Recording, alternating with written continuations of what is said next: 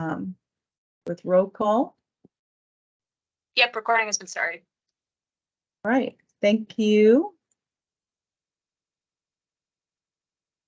Okay, and so Nicole, if you would like to start doing the roll call, we'll see if we have quorum today.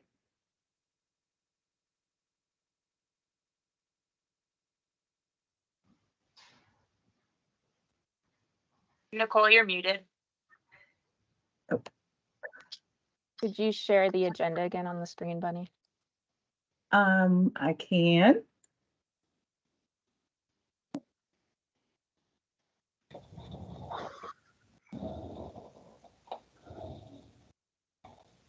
The first page, please. Okay. Okay. Bunny Bishop, Here. Nicole Goring is present. Kyle Davis, I just let Kyle in from the lobby. okay, so Kyle is present. Doug Busselman, Present. Tim Rigdon,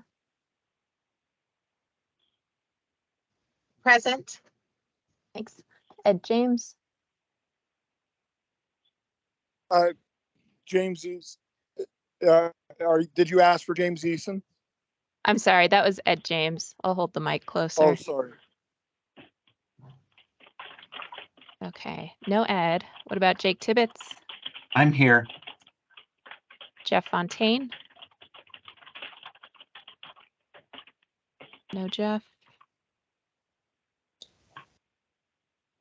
Okay. I see Mervyn Jeff Wright. on the thing. He's on the No. screen. Be there, Jeff? Maybe he'll chime in later. If you want to stay here in the chat because we're not hearing you, Jeff. Yeah, that's fine too. All right, we'll move on to Mervyn Wright. Here. Thanks. Zane Marshall, Present. Kara Steeland, Here. Laurel Saito. Here. Thanks. Kyle Roaring.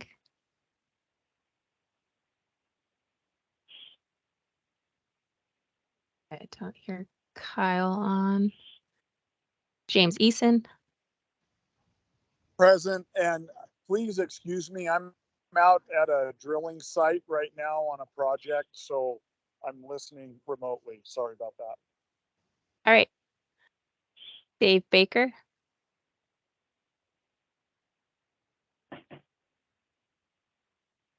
Okay. What about Bert Bryan? Here. Justin Huntington, Present. Matt Johns, Present. Joseph Davis, Present. and Daniel Weeks. Present. Thanks. And Nicole, can we go back around to see, I know Lauren indicated Kyle had joined, but is Kyle Davis present?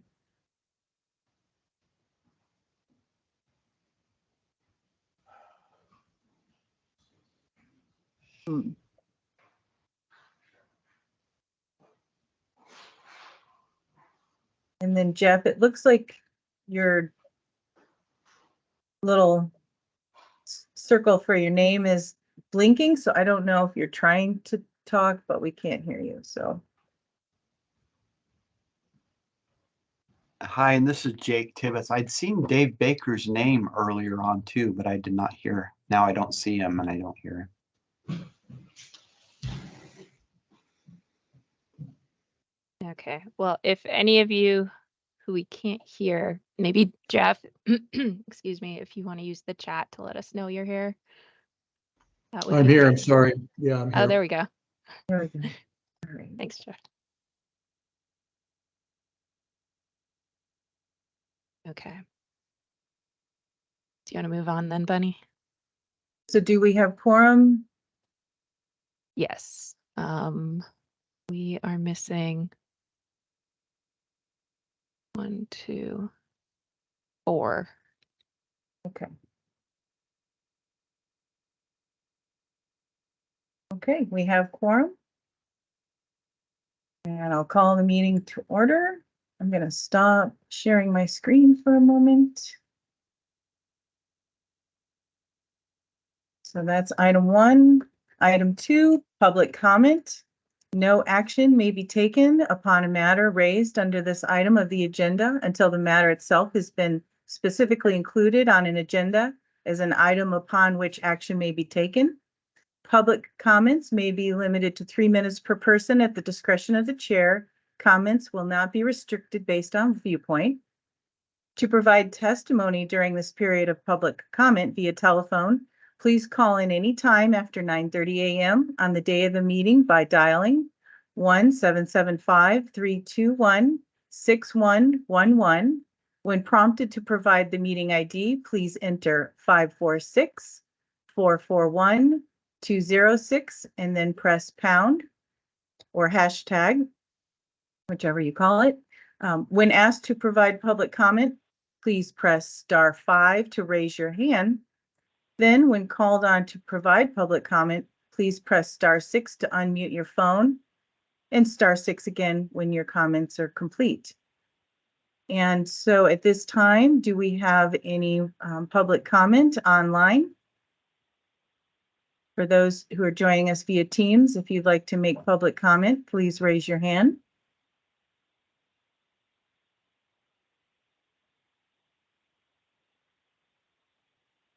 Not seeing any hands raised. I don't know that we have anybody who has called in this morning. Oh, I do see we have a couple phone numbers. Is there anyone who is calling into this meeting who would like to provide public comment at this time?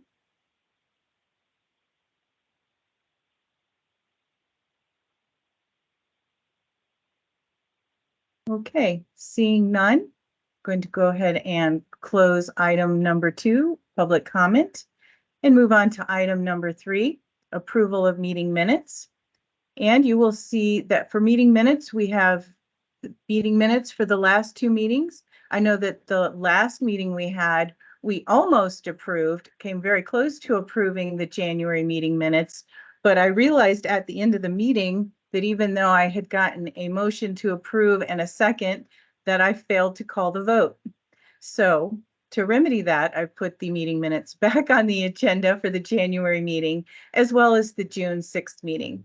And so at this time, I'd like to open any discussion or comments that anyone might have regarding the meeting minutes for either the January 18th or the June 6th, 2023 meetings. Any questions or comments?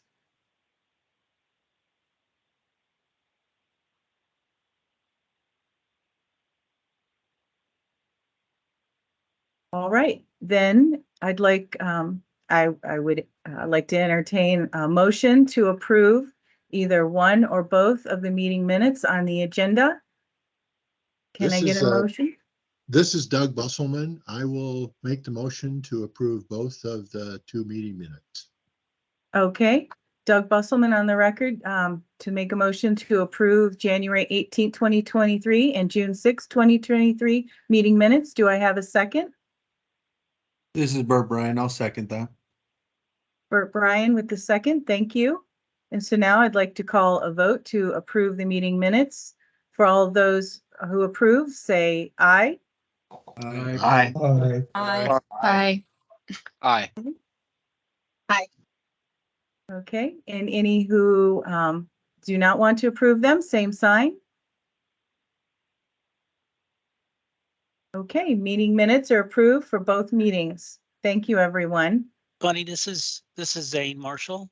I need to officially abstain. I wasn't present during the June meeting. Okay, please make note that Zane abstains. This is Joe Davis. I was also not at the June meeting. Okay, thank you. And that was Joe Davis? And Kim Rigdon, I was not at the January meeting. Okay. And Kim.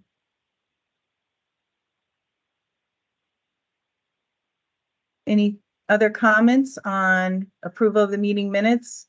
Agenda item number 3? Before we move on? All right, agenda item number 4, a review of draft plan progress. At this time, we will have Lauren Bartels with the Nevada Division of Water Resources giving this presentation. Lauren will provide a brief overview of progress on the state water plan to date, and this will include a summary of the comments received from the SAG on the draft introductory chapter of the state water plan. When you're ready, Benny, Lauren. you can see my screen, okay? I can, but it's, no, it's fine. For a minute, I thought you had it looks good. Well, good morning, everyone. Thanks for joining us today. My presentation will be pretty short, but what I'm going to do is remind you, I guess, of our tentative timeline for the state water plan, as well as talk about where we are to date, and then discuss a couple of the comments we received on the introduction. We hope to give some sort of progress update at the end, or at the beginning of every SAG meeting going forward, just to keep you apprised of where we are and see if you have any questions. So you've seen this timeline before, but this is just a high-level overview of what we'd like to, or when we'd like to hit certain milestones for the state water plan. The circles in green are the steps we've completed. The circle in orange is where we're at right now, and the circles in red are what we haven't started yet. So obviously we've had the SAG kickoff meeting in early January, and now we're in this ambiguous orange oval, which really consists of the bulk of completing the state water plan. So the steps like data collection, regularly meeting with you all, reaching out to our technical partners at other agencies, and drafting the chapters. Once we get through that, we'll have an in-person SAG meeting in the spring of 2024, which we mentioned at the last meeting, and Bunny will talk about a little more towards the end of this meeting.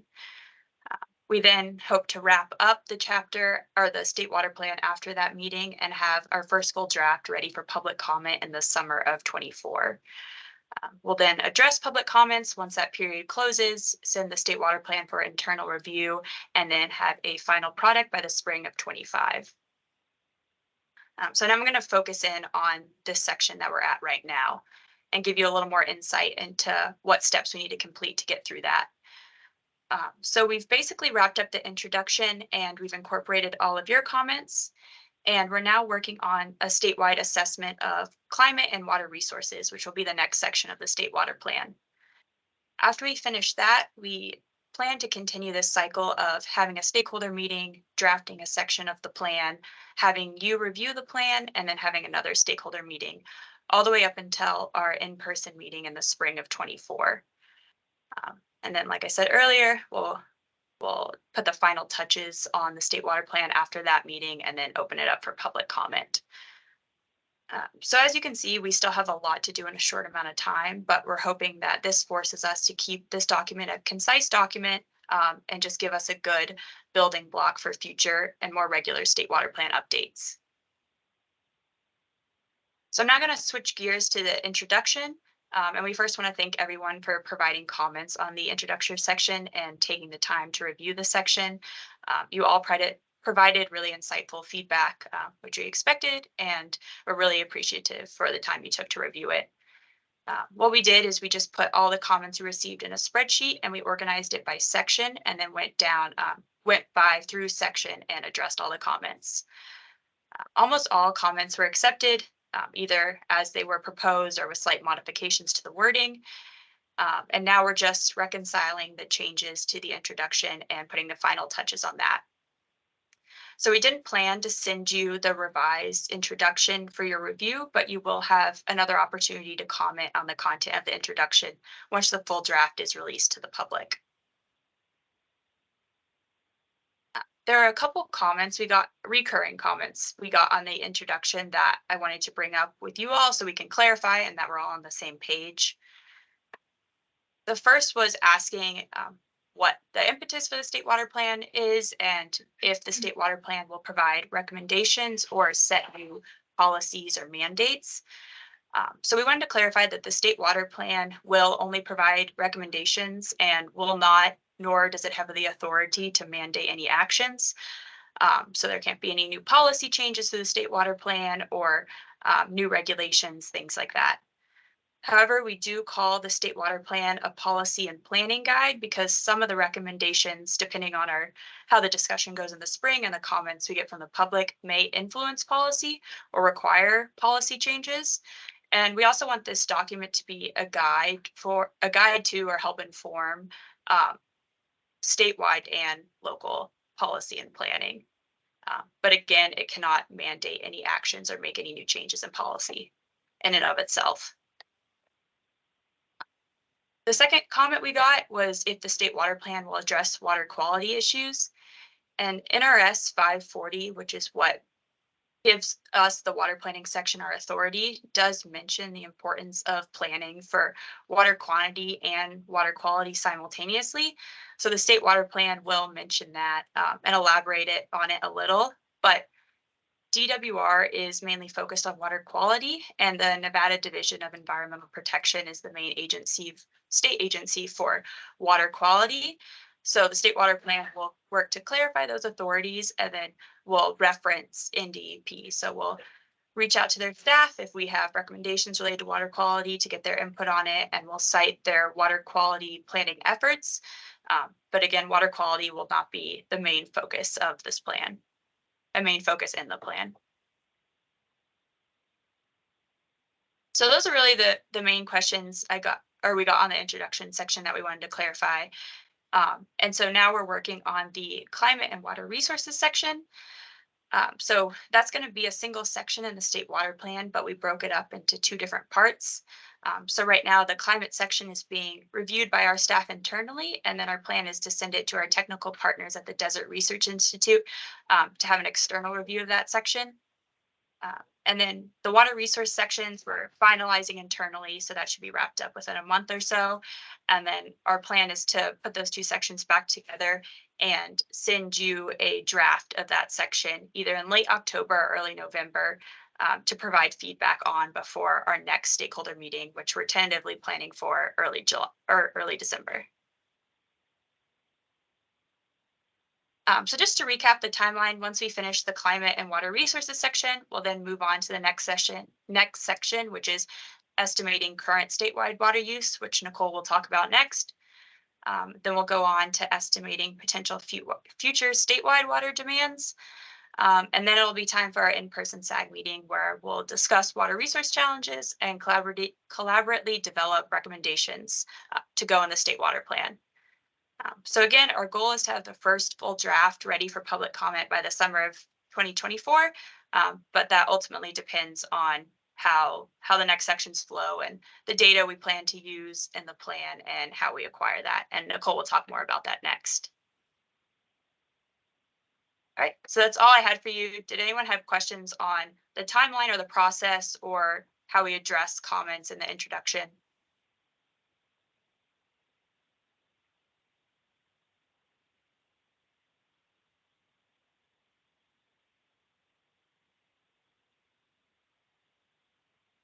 Lauren, this is Laurel Saito. Are you going to be sharing the comments with us, or is that just something we'll see with the final, when we review the whole plan at the end? You mean the stakeholder comments or the public comments? You mentioned you had a spreadsheet that listed all of the comments and your responses. Yes. That was just a compilation of everyone on the stakeholder advisory group who commented on the introduction. We weren't planning on sending that out, but probably could if you were interested in seeing the comments and how we address them. Mm-hmm. I'd be interested in seeing them. Yeah, sure thing. Okay, Laurel, we could do that then. Thank you for the comment and the request. And then I see that also Jeff Fontaine, you have your hand up. You have a question for us? I do, thanks. And thanks for that overview. I guess I was curious as to the timeline and specifically the timing between the public comment period and then sort of the addressing those comments and the finalization of the document. So the summer of 2024 is when the public comment period will take place.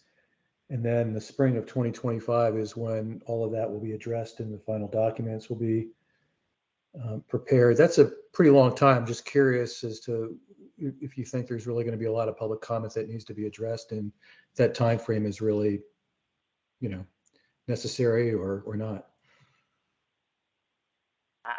I think, well, we issued a survey back in 2021 that got, I think, around 1,200 responses. So I'm anticipating that there'll probably be a good amount of public comment on the plan. The period for that will likely be the end of summer as well. So like probably August more than June. And then that period also budgets time for internal review. So we need Division of Water Resources leadership to review the document, as well as Department of Conservation Natural Resources. And so not entirely sure how long that process will take.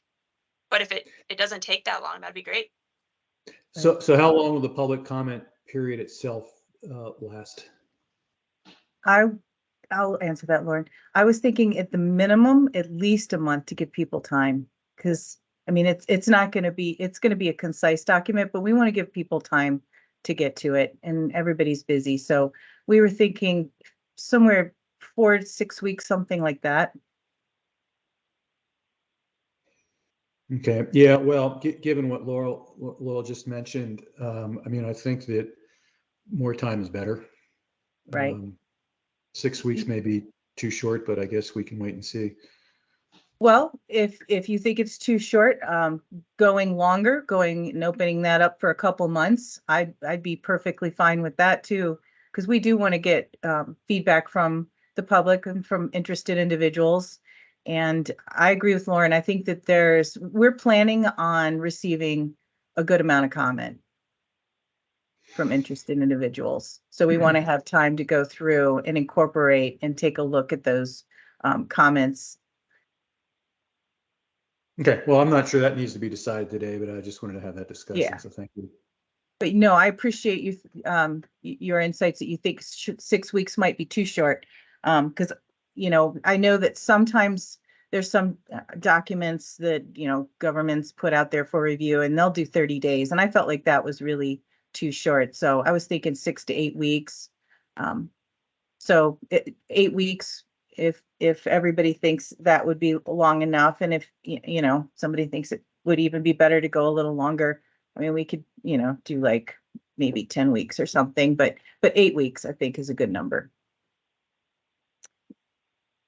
A good length of time. We certainly don't want to cut anything short on this. Just, and if one follow-up, are you anticipating doing any public workshops during the public comment period for the public?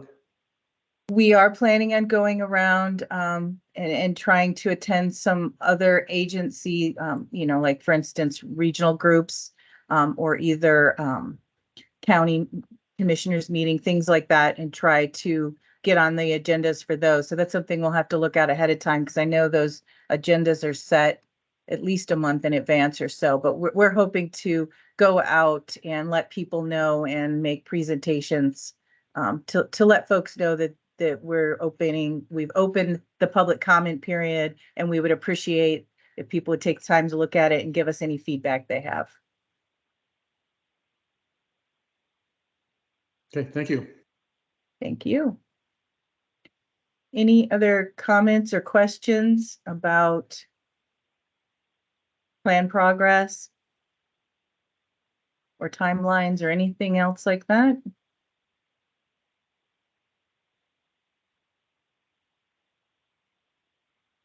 Okay, thank you for the insightful comments. I'm very appreciative. I'm going to close item number 4 and move on to item number 5 on the agenda. And this is a discussion on estimating current water use. Vice Chair Nicole Goring will present on the data and information available for estimating water use. SAG members will have an opportunity to ask NDWR questions, as well as provide comments on and suggestions for the data presented in this section of the State Water Plan. And Nicole, your screen looks good.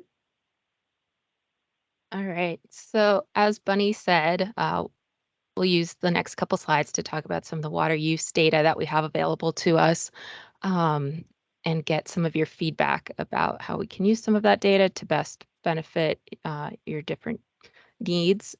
So I wanted to start by talking about the publications that us at NDWR publish. And for groundwater, there's a couple of different products.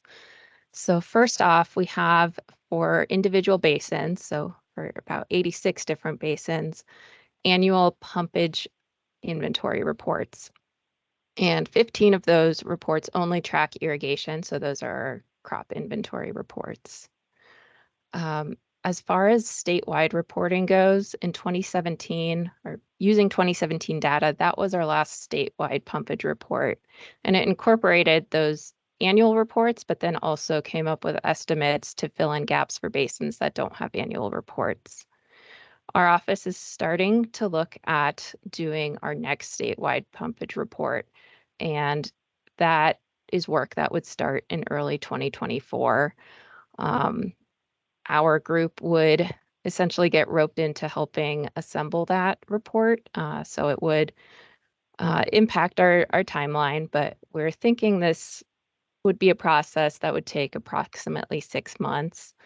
And similar to the 2017 report, it would incorporate data from individual pumpage reports, and we have yet to decide the year. We'll be having that conversation in a meeting in a few weeks, but it's looking like 2020 or 2021 would be the most feasible for us. So we'll have to look at a couple factors to make that call.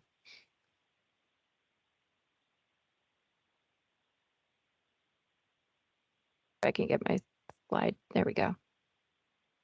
All right.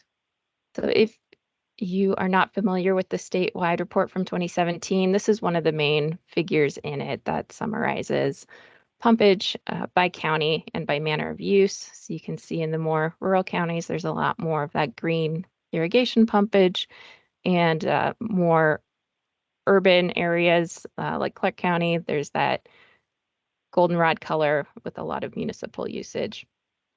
All of the pumpage added up to about 1.2 million acre feet of groundwater.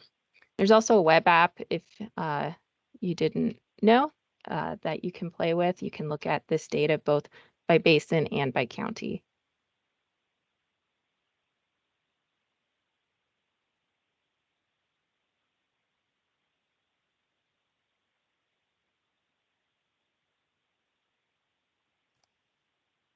Sorry, I got muted. All right, there are several ways that we estimate pumpage. So the first and preferred method is with meter readings, but we don't have universal metering across the state.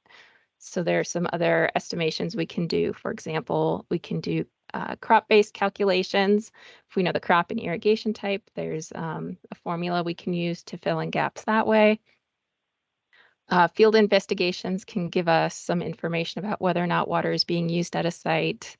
And if we really don't have any information to go off of, we can simply assign full duty based on the permit terms.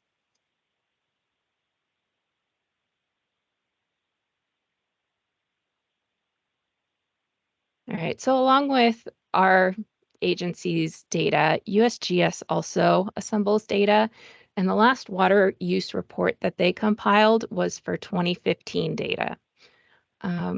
It included both groundwater estimates and surface water estimates, but we don't have a good grasp on how they compiled some of that surface water estimate data. When we've talked to staff about the next report that they're putting together, they really didn't have a good timeline for us, but that would theoretically be for 2020 data. In the table here, you can see some of the data from that 2015 report where they compiled both groundwater and surface water, and I translated the numbers to acre feet here. So they came up with 1.6 million acre feet per year groundwater in 2015 and 1.7 million acre feet of surface water.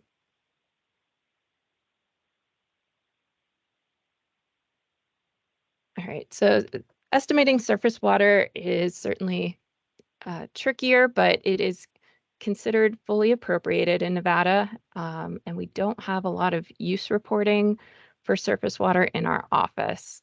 And also, surface water availability can vary quite a bit year to year. So some of the possible data sources we could dig into and assemble might be records from municipal water suppliers, as well as records from irrigation districts. So this would be in some of the places where irrigation water is more heavily managed. So there won't be records from across the state, just those areas that have more active management.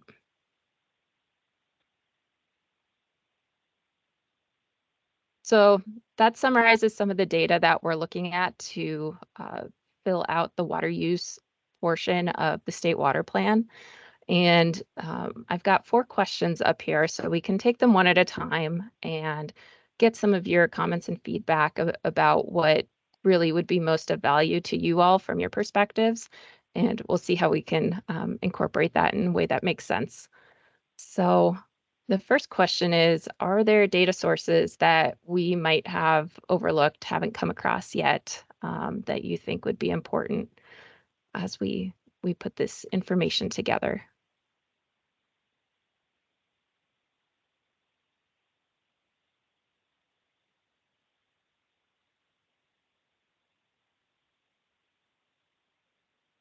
Nicole, I have a comment in chat. Yeah. Justin Hudson says USGS is going to be releasing a data set soon. Hi, Bunny. I can comment on that. Yeah, we've been working with the USGS on this national hydrologic model, the NHM. And as part of that is this.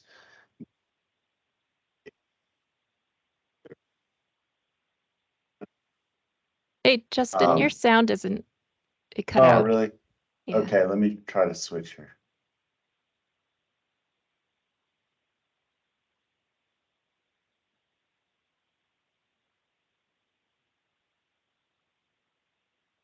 You know, I'm going to try to talk about it. Sorry, my mic's giving me troubles. Yeah, this USGS study is compiling and modeling a bunch of water use estimates, both from machine learning and wet sensing. We've been helping that on the agriculture side, as well as the outdoor public water use.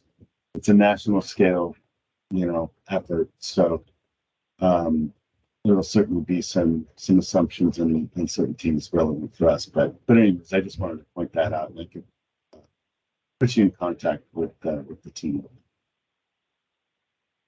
Yeah. Do you know what soon looks like? I thought it was going to be 2024 for this data release. I know it's in review right now. Okay. Well, thank you for the link, and yeah, we'll have to look into that more. I wasn't familiar with that until you mentioned it. And then Hand Jake up. Tibbetts has his Yeah, hand up, Jake. a comment. Okay, yeah, this is Jake. Make sure you can hear me okay. Yes. Okay, great. Yeah, this kind of relates to, I guess, your question number 1 here, maybe even, and number 3. So we're talking about water use, but often we're using pumpage as water use, but sometimes there's, the consumptive use may not equal the pumpage, right? So as an example is the 2017 statewide groundwater pumpage inventory. And I'm going to use it as an example, is that for irrigation, uses the net irrigation water requirement and then multiplies it by an efficiency based on whatever type of irrigation goes on. So that basically gets to your pumpage, but that's not necessarily the use, the consumptive use. So if we're talking use versus pumpage, sometimes they're the same and sometimes they're not. So I think that's a consistent theme we need to know because, excuse me, in the mining, in the 2017 pumpage inventory, it actually wasn't reporting pumpage, it was reporting consumptive use. Because pumpage is based on their dewatering, which is very high, but because it's put in rapid infiltration basins or injected in some places, then so for the mining, the consumptive use was actually calculated and it wasn't actually reporting pumpage. So I think that's one thing to keep in mind, that like for irrigation, it was about pumping the amount that was pumped, but for mining, it was the amount consumptively used, which isn't it. Pumpage is often much more. And I think we just need to have a firm understanding of what that means for different uses, because use and consumptive use and pumpage are often not the same. Yeah, that's a really good point. And I think the last water plan, they reported something specifically as consumptive use. So can see maybe how they did it and how our office is considering that for irrigation and other uses now too. Right. And Figure one out the thing, best way to approach. Yeah, and I really like the consumptive use myself. I'd be leaning more towards that. Maybe just some input on this, because like if being really familiar with Diamond Valley, for example, it shows the pumpage in 2017 is being around 75,000 acre foot, but that we know the consumptive use was maybe around 60,000 or something. So just having that common, so we all know when we're talking use or pumpage, we're not mixing and matching what we're saying. Thanks.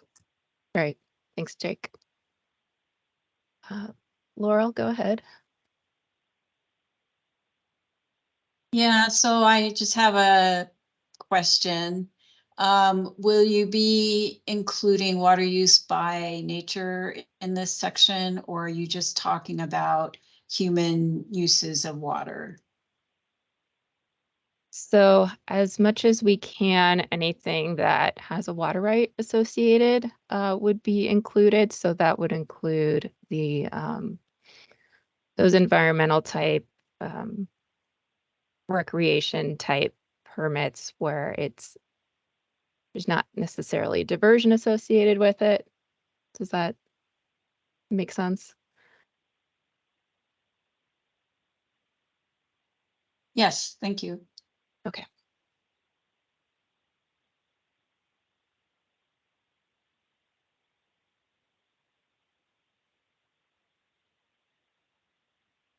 Anyone else on this first question? Otherwise, I'll move to number 2.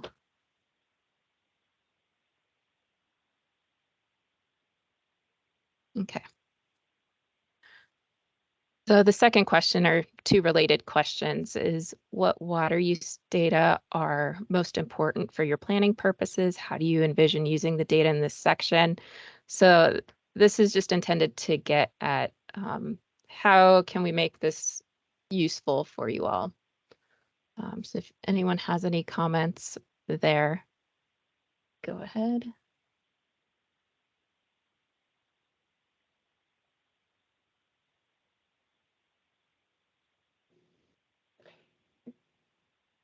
I didn't raise my hand. Can I speak? I'm Yeah, sorry. go ahead, Kim. I and just then we'll realized do- I didn't raise my hand, but I saw Laurel did, so I didn't want to speak out of turn. So this is Kim Rigdon with the Western Regional Water Commission. I don't know if this relates to how we use water use data, but we definitely use your hydrographic basin, perennial yield information, and I don't know how those calculations are done internally at NDWR for determining availability of water supply. So we do, I guess, having a better understanding of how the state engineer's office does those calculations based on water use data and water rights availability would be helpful for us. And it would help me to make better comments too. Sorry, I'm a little ignorant on that process. But what essentially we do is we're charged with in Washoe County looking at sustainable water resources to accommodate our current population and future populations in our regional water management plan. And so we're always looking for ways to improve how we determine what that sustainable water resource availability looks like for our community. So this is more of a idea, and throwing it out there for discussion maybe is we're really dependent upon the state engineer's information in those hydrographic basin reports that you keep on your website to make those determinations. So having a good understanding of how those determinations are made. I know the reports were done in the 60s, and you had mentioned before that you might be updating those reports, those reconnaissance reports, would kind of help me better understand how to make comments and where we could be more helpful in, accommodating that process or maybe feeding into that process as well. So that it was more of a higher level general comment on how we use information for our local planning. Yeah, thank you. And I can see, on our website, not everything comes with a thorough explanation of what goes into it. So I can see where that comment is coming from. All right, Laurel was next. Yeah, I mean, my comment is probably obvious because I assume you'll be doing this, but looking at trends, how things have changed over the years would be really helpful. Yeah, thank you for bringing that up. All right, and Daniel. Yes, I'd just like to second everything that Kimberly said. I believe that the document could be made much more powerful and useful to people in our situations if it did include a basin by basin yield and expectation of population so that we can see where the state stands on when we're doing our local planning on where the real authority, because of course we look to you for direction. How far can we push these communities? And I think that a chapter or a section of your plan that breaks it down basin by basin or county by county so that these communities can, kind of chart a course forward. Thank you. Yeah, thanks for that comment. And that'll get into some of our discussion for the next meeting. We're going to focus a little bit more on projections and chat with you guys more to see, get comments like the one you just gave us, and we can get some good data on population projections from the state demographer, but it's going to be challenging with our little team and the expertise that we have to really dig deep into projecting water use. So that I foresee being one of the limitations in this plan, without additional funding and expertise to maybe dig into that as much as we would like to, but we'll do what we can there.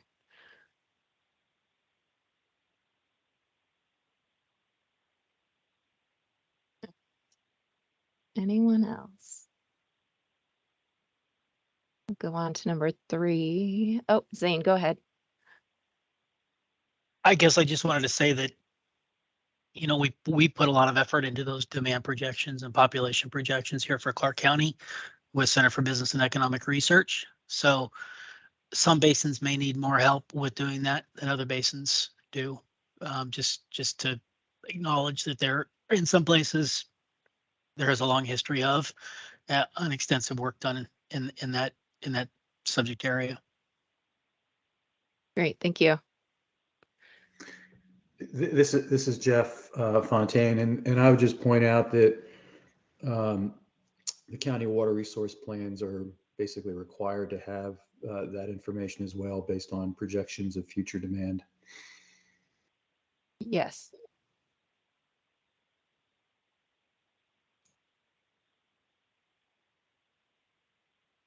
All right. Go on to number 3 then. So I mentioned in the slides that we have a published 2017 statewide pumpage report, and that we are looking to start the next statewide report using either 2020 or 2021 data. Would you all have qualms with using the 2017 data in this state water plan? Do you prefer having something more recent, like 2020, 2021? What are your thoughts on what vintage we're using here?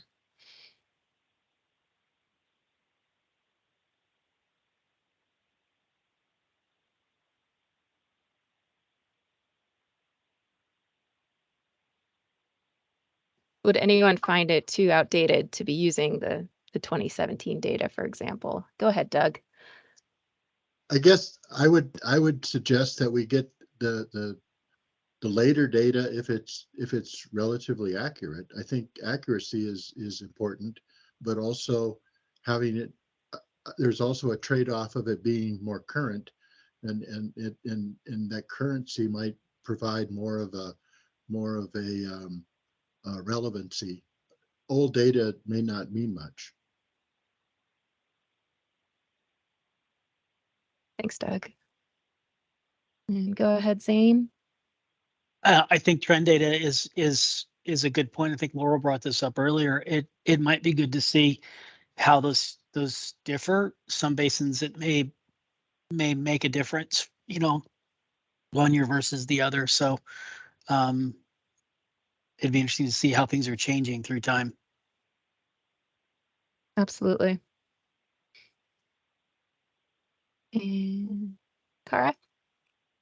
Yeah, I think looking at trends could be potentially more valuable. I also agree that we should use more recent data if it's available, but at least from Telma's perspective, like our annual pumping can vary pretty drastically based on the water year. So, you know, a year like Yeah. 2017, we did not pump a lot versus like in 2015, we would have pumped a lot. So I'm not sure 1 year of pumping data will really capture potentially everything that we're interested in terms of water use, since at least for us, groundwater use varies pretty drastically.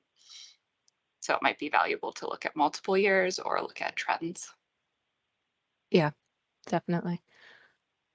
Thanks. And go ahead, Jeff. I guess my question is the amount of data that is available on an annual basis, at least to the Division of Water Resources through the metering programs. What's actually involved in putting together a statewide pumping data report? Because it's been 6 years, and I'm imagining it's quite a bit of work. But I'm wondering, particularly for those basins that have already been identified as being overpumped, that may or may not be the case today, but we're still utilizing that information to make pretty serious management decisions. And so I'm curious as to what your needs are to try to be more current on the pumping data. Yeah, in general, those basins that we inventory every year are the ones that are more active and the ones that may be prone to overpumping. So a lot of the basins that do not have annual reports tend to be quieter. But we'll fill in that data. There's usually a team that approaches the statewide reports so that we can split it up. So it's not a burden on one or two people. Try to get a team together to go through and look at the commitments for each manner of use.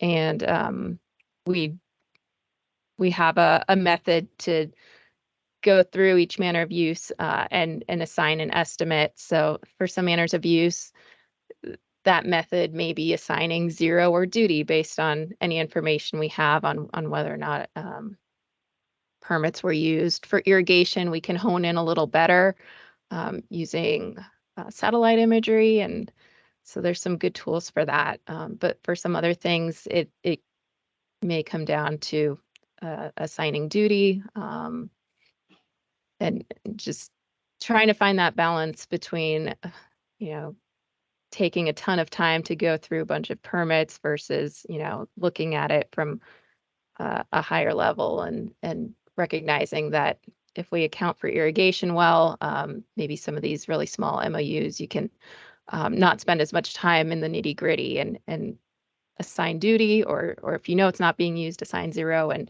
try to add some efficiency to the process that way, because it won't change the overall numbers a whole lot to dig in a lot deeper on some of those smaller manners of use. Does that answer your question, Jeff? It does, but I guess I'm mostly interested in the quote over pump basins, and I'm wondering if within those 50 or some odd over pump basins, there's a requirement for metering in all those basins, and if there is, does that make it a little bit more I wouldn't say easier, but is there a better way to do it in those particular basins? Mm, Just, yeah. you know, Go ahead. I'll jump in. I think that also taking into consideration which year we have the most complete data set. And so looking at which inventory reports have been completed for those basins that you are mentioning, the ones that have a lot of activity, a lot of use. And there is a meters reporting database, but it's how to put this. It's a little bit clunky to extract the data out of it in a way that we can put it into the reports. So it's a good tool. It's a good database.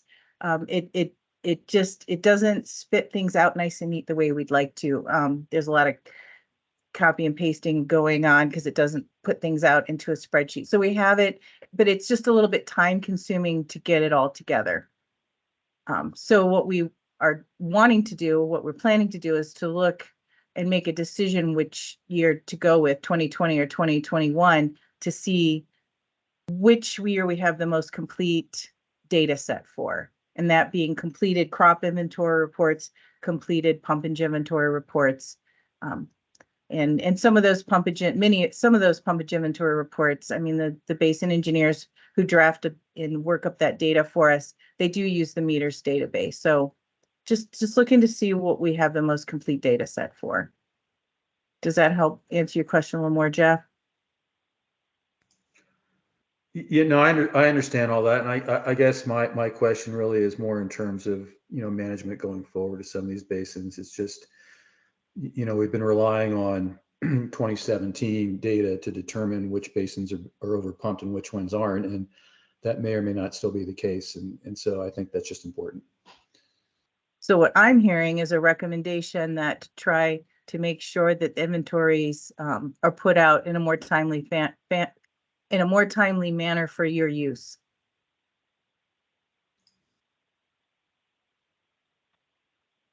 Would be appreciated.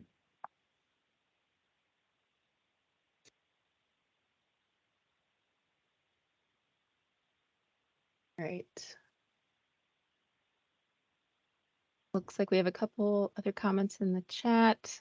And then Kim did have her hand up. I don't. Okay.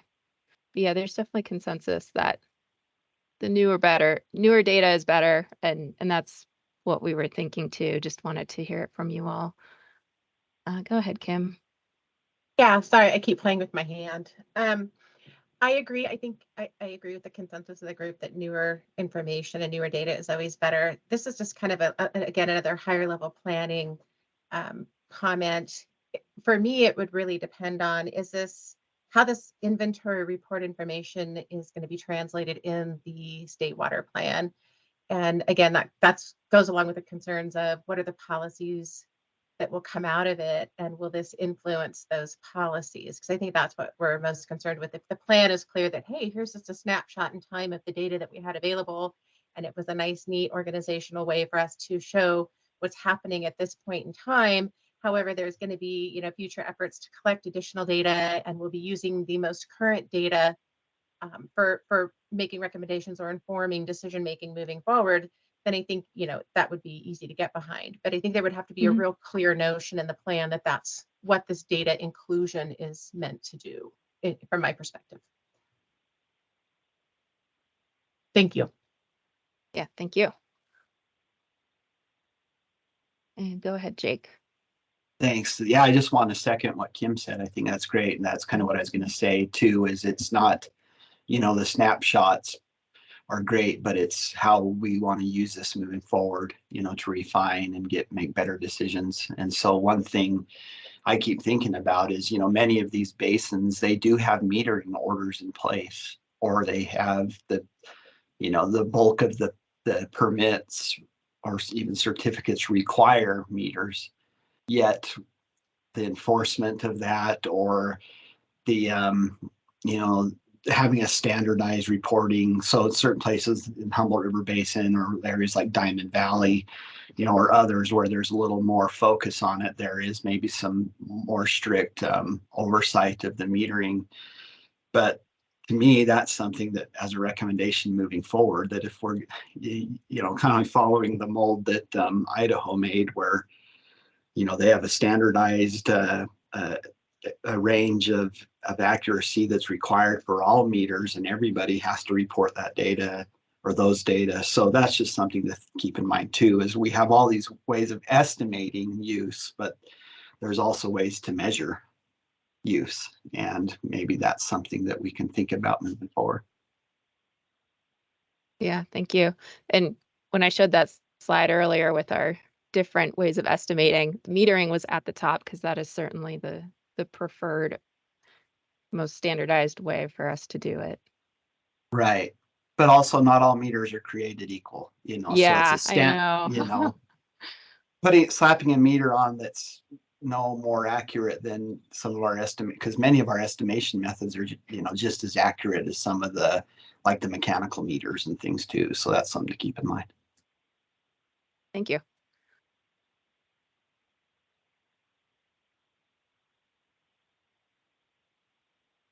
We can move on to the last question then. I think a couple of your comments already touched on this, but are there aspects of surface water use data that you would find useful? Surface water estimates are going to be tricky. So any insights there would be helpful.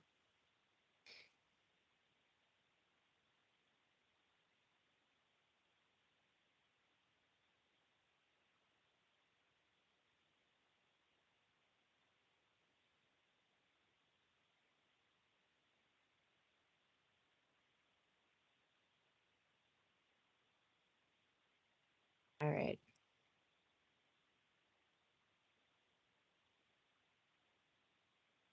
Sounds like you guys got, go ahead. This is Justin. I'll just say that this is a real challenge, especially with respect to estimating use with satellite data. Is how do we parse out the consumptive use, the groundwater portion from the surface water portion, and how much groundwater supplement with the surface water where we have commingled water ends. And in this USGS effort for national water use, and it's coupled to a surface water model where they basically put the surface water, the simulated surface water deliveries and the consumptive use coming from satellites as the groundwater withdrawals, or that particular portion that must be coming from somewhere to satisfy the crop water use in this case. So they kind of inversely model what the groundwater withdrawals are based on the satellite data and the surface water model providing surface water deliveries. Anyways, this is a real big challenge, and I'm not sure what way to get it surface water use for irrigation, which the consumptive use from permitted irrigation rights is roughly 75% of the total water use for the state. So this is a real important piece. And as part of the USGS data release coming out for nationwide crop consumptive, it goes from 2000 to 2022. So it is a data set that we could use and leverage to start to look at trends. It's also acres of irrigated area per year that is used to sum up the volumes per year. So it's going to be a public, 22-year data set, published by the USGS in that. But no parsing out of surface water versus groundwater other than the modeled results. Okay. Yeah, I'll have to take a look at that and see if it's something we can lean on. Were you going to say something, Bunny? Oh, you're muted. Sorry. Just the same as what you said, that that's something to definitely take a look at and see any of that information, if we can draw on any of that. Yeah, Because and surface water use is an important piece. yeah, I think the last state water plan, the 1999 plan, relied on published data from USGS and then made some modifications to it. Unfortunately, we don't have a very recent USGS data set to lean on this time.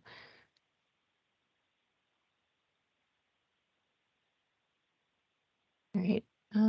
Any other comments to wrap up this discussion?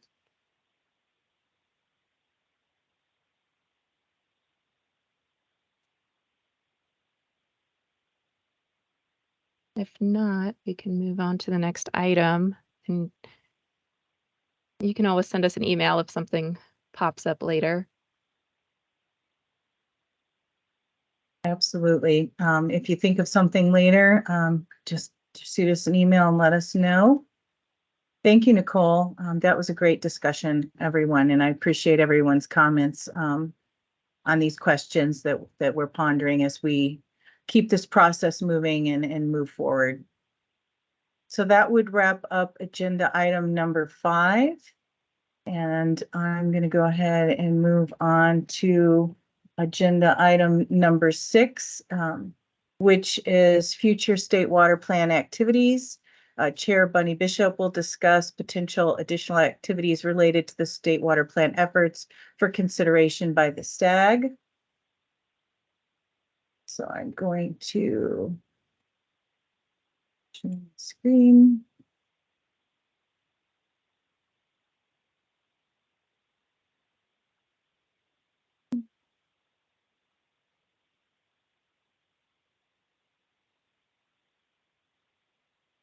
Okay, can you see my slide deck okay? Yeah, looks good, Bunny. Okay. So in this agenda item, I'm going to go over some of the things that we already had talked about, is a little bit about progress and some of the upcoming activities, just to wrap everything up as we continue moving our progress forward. So future activities, I know we had previously mentioned doing fieldwork tours and site visits with stakeholders, and we do have that process in progress. And you've heard us mention a couple times about a spring in-person workshop. And then also I'm going to touch on the next SAG tasks and the next meeting. As far as field work, some of you would know in Southern Nevada, we've scheduled a tour and site visits with some stakeholders down in Southern Nevada, the week of September 25th. We'll be meeting down there with stakeholders so that we could have discussions with them, and they can, talk to us about their concerns, the issues they're having that are specific to their geographic regions and areas, and just get a better feel for what stakeholders are dealing with out there in the field. And then we're also looking at doing some trips to Central and Eastern Nevada. We were thinking tentatively in October, trying to go out into Central or Eastern Nevada, but splitting those trips up into 2 groups, depending on weather, because once we start getting more into the winter part of the year, traveling across state can get a little bit dicey, depending on what kind of winter we have. So we'll see how that all goes, but some trips to meet with stakeholders in Central and Eastern Nevada, maybe some in October, and we'll wait and schedule some in the spring of 2024. Also, we will plan on meeting with stakeholders that are more local to where we are located here in Carson City. And these local trips, we were planning on making not quite so far out, but, contacting stakeholders and doing these trips a little bit more on an ad hoc basis, since it's areas that we can drive to fairly easily within a day or less. And so we'll be reaching out to you if we haven't already scheduled some of you we've already scheduled meetings with down in Southern Nevada, but we'll continue reaching out to stakeholders so we have an opportunity to meet with you and you can share your concerns, comments, questions, and just have discussion about start getting an idea about issues and recommendations before we look at scheduling that spring meeting. Which brings me to my next topic item. We are in the process of beginning the stages of planning for what we hope for will be an in-person spring workshop with the stakeholder advisory group. I know we've talked about where we might have it, and it's been suggested, that some folks, there is a venue down in Southern Nevada, but we're, as of right now, leaning towards Northern Nevada because we have a facilitator who can help us with this workshop. And so we're kind of looking at Carson City, maybe DRI. And we're wanting to do this in-person facilitated. And many of you had indicated that given enough notice, you would be able to travel because we do not have funding to help people travel to an in-person meeting. Unfortunately, I wish we did. But we will be planning this out way in advance, so there's plenty of time. And then, I mean, if it came down to it, having a very good hybrid workshop can be a challenge, but that's something we continue to discuss. Also on that, another item that I need to look into is, since we're having public open meetings and want to continue to be open and transparent, one thing that we're struggling with and I need to do a little more research into is we've had at least one planning meeting with our facilitator, and something they like to do is when they do a workshop, like we're planning, like to do breakout groups and things like that. And so right now we're trying to figure out how that might or might not work with public open meeting law.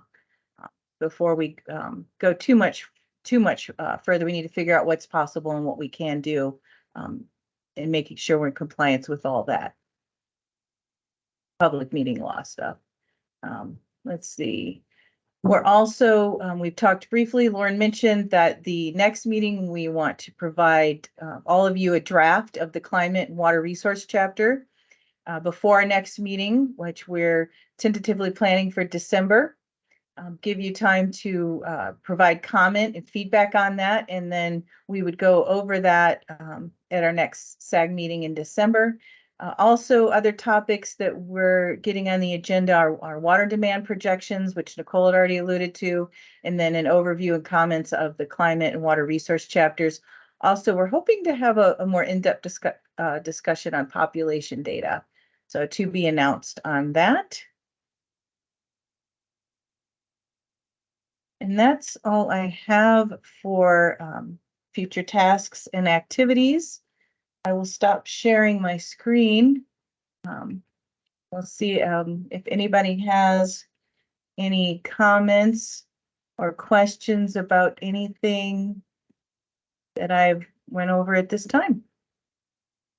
Doug has a question. Okay, yeah, bringing. Yes, Doug, please. The question that I had when you were talking about having regional tours and stakeholder meetings, and you broke the state into certain sectors. What if you're a statewide stakeholder? In other words, if our interest is throughout the entire state and we don't fit into a specific region, what is there? How should we approach that? Well, I would want to coordinate with the stakeholder involved and figure out, how do you get in touch with your constituents across the whole state? Is that something that's usually done virtually, or do you have statewide stakeholder meetings with your constituents? And is it something that we could get on an agenda like that? So meet stakeholders where they're at. So if doing something in person isn't feasible because the meetings are online per se, then we would be happy to get on an agenda for a meeting like that as well. Does that help answer your question, Doug? Or Yeah, somewhat. I think if we would be able to have, I mean, we've got 11 county farm bureau organizations around the state, and maybe we could plug the interested people in where there's, make them aware of the opportunity to participate in their various regions and do it that way. That might be one option. Okay. Yes, this is something that we can coordinate with stakeholders going forward and figure out best approach on how to do that. Because I'm not sure that we'd be able to make 11 meetings across the state. That might be a bit much, but I like your idea of maybe consolidating to a few maybe. But we can discuss more on that going forward as we get closer. Well, like for example, with the September 25th meeting that you've got planned in Southern Nevada, would that be a meeting that would be open for example, myself to attend that? I mean, it would be at my expense, but is it exclusively just a meeting for them, or how do we approach that? Well, we've got a full agenda for that week because what we're doing with the site tours, the field work and the site visits, we're meeting with, for instance, we're meeting with Dan down there. We're meeting with Moapa Valley Water District, and we're meeting with some of the Nature Conservancy folks. We're meeting with SNWA, pretty much mostly people who are on the SAG down in Southern Nevada. And we're also meeting with a group of tribal representatives down there as well. So we've got a pretty full agenda for that week. But if you're asking, would it be possible to meet with individual stakeholders down in Southern Nevada to hear about their issues and recommendations? Because that's what we're doing this time. It's not the same as what we plan to do when we have a full draft and we're going around and asking, announcing to people that we have this draft for public comment and ask people to please look it over and give us comment. So that's two separate things. Can I chime in, Bunny? Yes, you can. Well, one of the big goals for these site visits, Doug, like the one at the end of September, is for us on the water planning team to see some places with our boots on the ground and get a better feel for some places we may not have much experience around. So that agenda did fill very quickly for Southern Nevada in and around Clark County. But as we go forward with the Central and Northern Nevada trip planning, I think we'll be able to reach out to you to see if you have any sites you might recommend that we visit and specific people there to talk to about their experiences. That would be great. Yeah. Okay, thank you. Yeah. And thanks, Doug. I actually went right to, I thought you were asking about when we had a draft plan and we were going out and doing that piece next, end of summer next year. But you're talking about the site visits. I was talking about the site visits and when you were describing the various stakeholders and the meetings you were having, you had regional areas, and if you don't consider yourself any part of a region, then you're not part of a region, because like I said, our interest is statewide. So, but I understand a little better now. Thanks. Yeah. Yes, and we'll do as Nicole suggested. I like that. We'll reach out and as we're looking at going to, other areas that I had mentioned, we'll coordinate with you and see, if we can make some arrangements, to visit some folks that would be interested in meeting with us.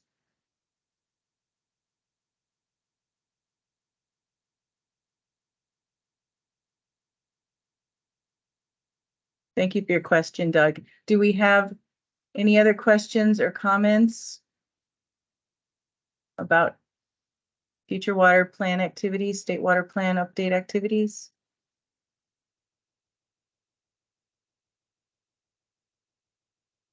Okay, hearing none, close item number 6 and move on to item number 7, which is public comment. No action may be taken upon a matter raised under this item of the agenda until the matter itself has been specifically included on an agenda as an item upon which action may be taken. Public comments may be limited to 3 minutes per person at the discretion of the chair. Comments will not be restricted based on viewpoint. To provide testimony during this period of public comment via telephone, please call in any time after 11:30 p.m. On the day of the meeting by dialing 1-775-321-6111.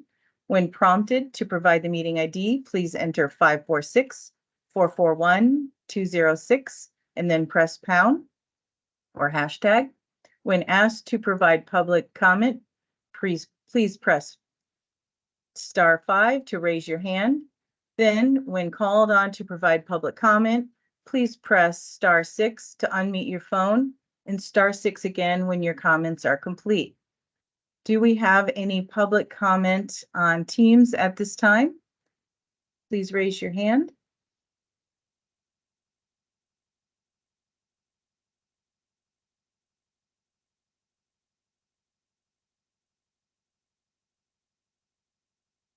Hearing none at this time. Do we have any comments from anyone who has called into this meeting today?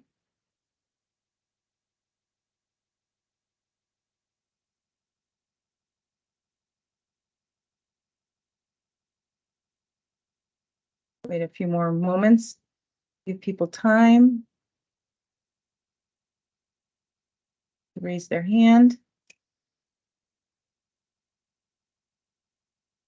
Okay, I'm seeing no public comment.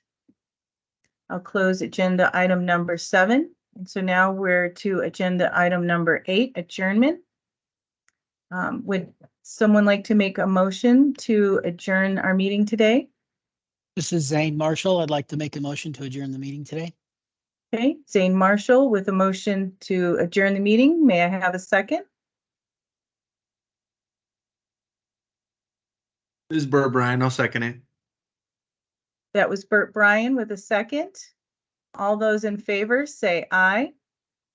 Aye. Aye. Aye. Aye. Aye.